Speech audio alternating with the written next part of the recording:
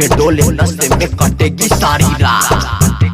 नाचेंगे हम झूम झूम के नागिन वाला धूम धूम पे देखेंगे हमें भी भोलेनाथ। अरे प्यास अपने अंदाज में बोला मार के दम बम बम बोले चार चिरमती में डोले नशे में कटेगी सारी रात। नाचेंगे हम झूम झूम के नागिन वाला धूम धूम पे देखेंगे हमें भी भोलेनाथ। के माचिस मुंबई से लाएंगे, चीन में चिलम धनकाएंगे। के माचिस मुंबई से लाएंगे, चीन में चिलम धनकाएंगे।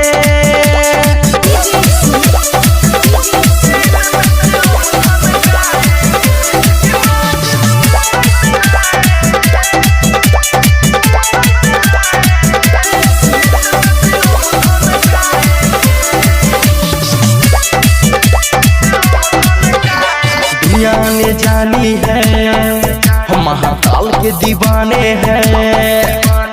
मूड में जब आते तो डर जाते जमाने हैं।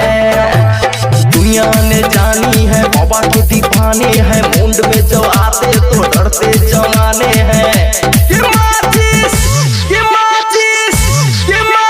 मुंबई से लाएंगे, चीन में चिलम धनकाएंगे। मुंबई से लाएंगे, चीन में चिलम धनकाएंगे।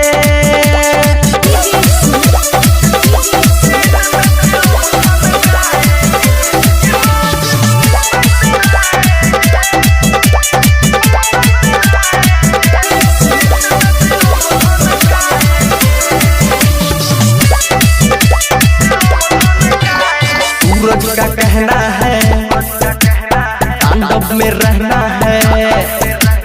देव सुनील का लेक्चर न सहना है। सोनू का कहना है तांडव में रहना है। देव सुनील का लेक्चर न सहना